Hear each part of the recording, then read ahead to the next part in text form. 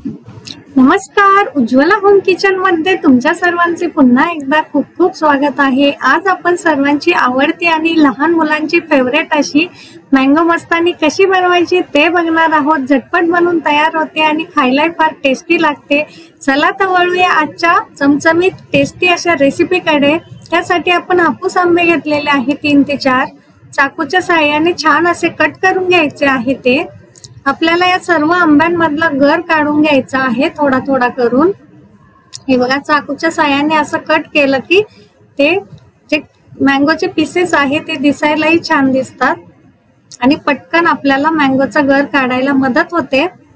रेसिपीमध्ये पुढे जाण्याच्या अगोदर जर आपण चॅनलवर नवीन असाल तर चॅनलला नक्की सबस्क्राइब करा, म्हणजेच असे सोप्या आणि छान छान रेसिपी तुम्हाला बघायला मिळेल। सर्व गर आपला आंब्याचा काढून झालेला आहे। आता मिक्सरचं भांडं घेऊया आपण, ज्युसर। त्यामध्ये यातला काही गर टाकून घ्यायचा आहे। थोडासा अर्धी वाटी फक्त आपण साईडला ठेवून देऊया, त्याचा वापर आपण नंतर करणार आहोत। 4 ते 5 आईस क्यूब टाकून घेतलेले आहे। अर्धा कप दूध आणि 3 ते 4 चमचे साखर आपण यामध्ये टाकून घेऊया। आपल्याला आवडत असेल तर कंडेन्स मिल्क सुद्धा 2 चमचे टाकले तरी सुद्धा याची टेस्ट वाढायला मदत होते। आता हे मिक्सरला फिरून घेतलेलं आहे। छान घट्ट असा आंब्याचा रस तयार झालेला आपल्याला इथे दिसत असेल। आता हा ग्लास मध्ये टाकून घ्यायचा आहे थोडा थोडा करून। थोडासाच टाकून घ्यायचा आहे आपल्याला। आता यामध्ये 1 स्कूप आपण व्हॅनिला आईस्क्रीम टाकून घेतलेली आहे।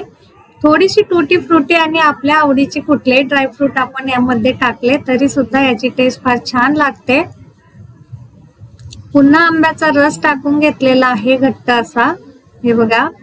आणि व्हॅनिला आईस्क्रीम सुद्धा आपण यामध्ये ऍड केलेले आहे। आंब्याचे जे काप आपण ठेवलेले होते वाटीमध्ये साईडला ते सुद्धा आपण याच्यावर टाकून घेतलेले आहे। आणि आपल्या आवडीचे ड्रायफ्रूटचे काप आणि टूटी फ्रुटी पुन्हा यावर आपण टाकून घेणार आहोत। फार झटपट बनवून तयार होते ही रेसिपी आणि फार टेस्टी लागते।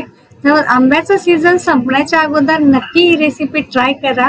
कशी झाली मला कमेंट मध्ये नक्की सांगा आणि अशाच छान छान आणि सोप्या रेसिपीसाठी आपल्या चॅनलला लाईक, शेअर आणि सबस्क्राइब करायला अजिबात विसरू नका, म्हणजेच असे येणारे छान छान आणि सोपे व्हिडिओ तुम्हाला बघायला मिळेल। धन्यवाद।